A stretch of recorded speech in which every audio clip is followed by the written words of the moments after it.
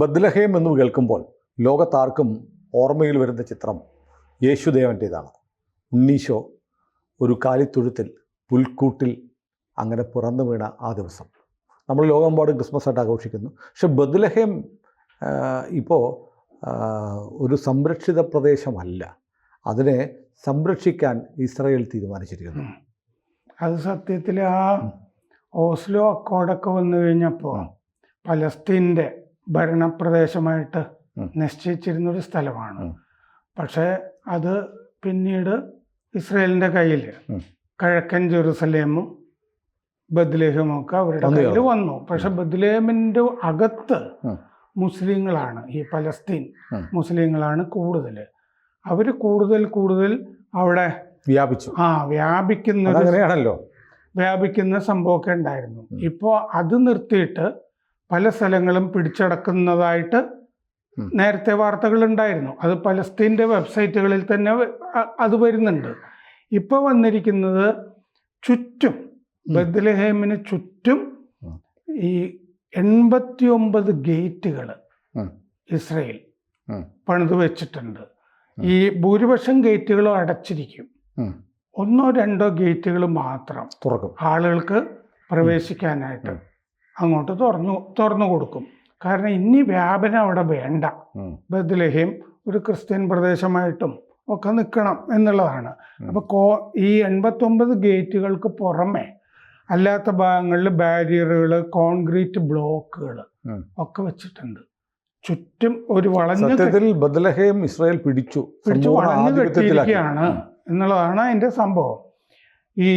അതുപോലെ തന്നെ ഈ തെക്കൻ യഹൂദിയ, വെസ്റ്റ് ബാങ്ക്, അവിടെയാണ് ഈ പ്രദേശം നിൽക്കുന്നത്. അപ്പോൾ അതിക്രമിച്ച് കടക്കാനായിട്ട് പലസ്തീനുകൾ ഇടുങ്ങിയ വഴികൾ ഒക്കെ തേടുന്നുണ്ട്. അതുകൊണ്ടാണ് ഈ ബാരിയറുകളും ബ്ലോക്കുകളും ഒക്കെ വെച്ചിരിക്കുന്നത്. വളരെ നേരിയ വഴികൾ മാത്രമേ ഇപ്പോൾ അതിൻ്റെ അകത്തേക്ക് കടക്കാനായിട്ട് ഉള്ളൂ. അവിടെയൊക്കെ പട്ടാള ചെക്ക് പോയിന്റുകളുണ്ട്. അപ്പോൾ പരിശോധിച്ചിട്ടേ അകത്തേക്ക് കടത്തുള്ളൂ. അവിടെ ഉള്ള ആരെങ്കിലും ആണ് എങ്കിൽ മാത്രമേ കടത്തി വിടൂ. അതായത് ഈ ക്രൈസ്തവരുടെയും ജൂതന്മാരുടെയും വിശുദ്ധ സ്ഥലമാണല്ലോ ബത്ലഹേം. അവിടെ ഈ പലസ്തീനികൾ വന്ന് ഈ പറഞ്ഞ പോലെ വല്ലാതെ വ്യാപിച്ച് ഒരു ഇസ്ലാമിക പ്രദേശമായി മാറിക്കൊണ്ടിരിക്കുകയായിരുന്നു. അതിനെ തടയാനാണോ ഇപ്പോൾ ഇത് ചെയ്യുന്നത്? അതെ, ഇതെന്താന്ന് വെച്ചാൽ മുമ്പ് ഒരു ക്ലീൻസിങ് ആണ്. കാരണം അത് ഡെമോഗ്രഫി ചേഞ്ച് ചെയ്യുന്നുണ്ട് അവിടെ. അതിൻ്റെ ആവശ്യം ഇല്ല എന്നുള്ളതാണ്. അപ്പോൾ ബത്ലഹേം അതിൻ്റെ പൈതൃക പാരമ്പര്യത്തിൽ നിൽക്കണം. കാരണം കോൺസ്റ്റന്റൈൻ ചക്രവർത്തിയുടെ കാലത്ത് ഭാര്യ ജക്കോസ്റ്റ പറഞ്ഞിട്ട് പിന്നീട് ഉണ്ടാക്കുന്നതാണ് യേശുവിൻ്റെ ചർച്ച് ഓഫ് നേറ്റിവിറ്റി, ജന്മ പള്ളി എന്ന് പറയുന്നത്.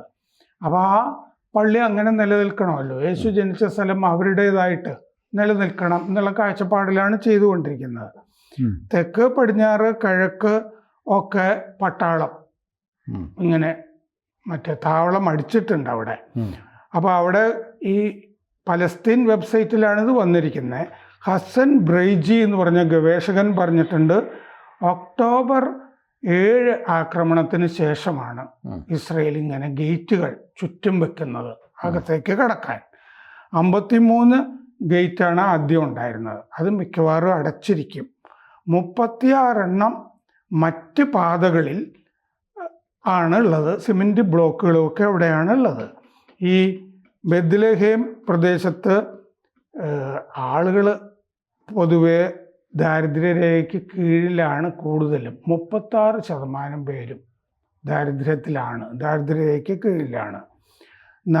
മറ്റേ ഗാസയിലാണെങ്കിൽ ഇപ്പോൾ ഇനി ഇതിൻ്റെ കാര്യം പറഞ്ഞല്ലോ, പുനരധിവാസമൊക്കെ, അവിടെ 4,36,000 വീട് പുനർനിർമ്മിക്കേണ്ടതുണ്ട് ഗസയിൽ. എത്ര കാലം എടുക്കും? $40 ബില്യൺ വേണം. അപ്പോൾ ഇന്ത്യയിൽ ഉൾപ്പെടെയുള്ള കുറേ രാജ്യങ്ങളിലെ തൊഴിലാളികൾക്ക് പണി കിട്ടും.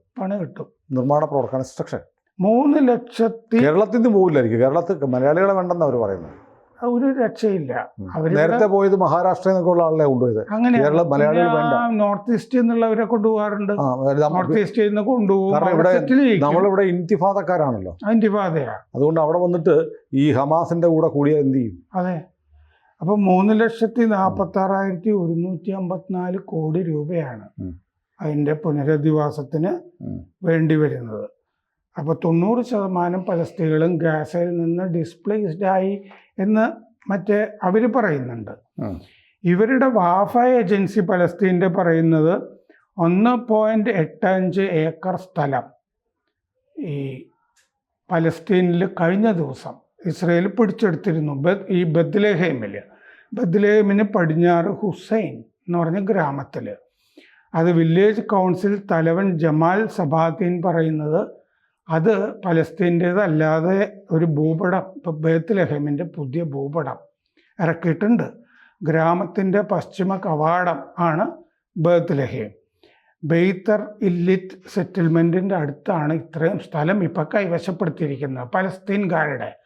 അതിൻ്റെ അർത്ഥം പലസ്തീൻകാരുടെ സ്ഥലവും പിടിച്ചെടുക്കുന്നു എന്നുള്ളതാണ് ഇസ്രയേൽ. അപ്പോൾ ഈ സമാധാന കരാറും വെടിനിർത്തലും ഒക്കെ ഉണ്ടെങ്കിലും ഇപ്പുറത്ത് ഇസ്രയേൽ അവരുടെ പണി അഭംഗുരം നടത്തിക്കൊണ്ടിരിക്കുകയാണ്. അല്ലാതെ ഒരു വാർത്തയുണ്ട്, അതോറിറ്റി ഉണ്ടല്ലോ, പലസ്തീൻ അതോറിറ്റി, അവരാക്രമണം നടത്തി തുടങ്ങിയിട്ടുണ്ട് എന്ന് പറഞ്ഞ് വേറെ റിപ്പോർട്ടുണ്ട്. പലസ്തീൻ അതോറിറ്റി ഇസ്രയേലിന്റെയും അമേരിക്കയുടെയും ആളുകളാണെന്നാണല്ലോ വെപ്പ്.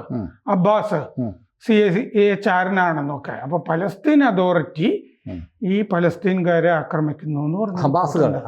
ഗസക്കാരെ പലസ്തീൻ അതോറിറ്റി അവർക്കെതിരാണല്ലോ, ഹമാസിനെതിരാണ്, ഫത്ത ഹമാസിനെതിരാണ്, അവരെ ആക്രമിക്കുന്ന റിപ്പോർട്ട് വന്നിട്ടുണ്ട്. അപ്പൊ പലസ്തീൻകാരായ എയ്ദ് ഒദേശ്, സൂഷ, അഹമ്മദ് മഹ്മൂദ് ഷാഹിയ എന്നിവരുടെ സ്ഥലം പിടിച്ചു. അതാണ് ഈ സ്ഥലം എന്ന് പറഞ്ഞ റിപ്പോർട്ട് വന്നിട്ടുണ്ട്.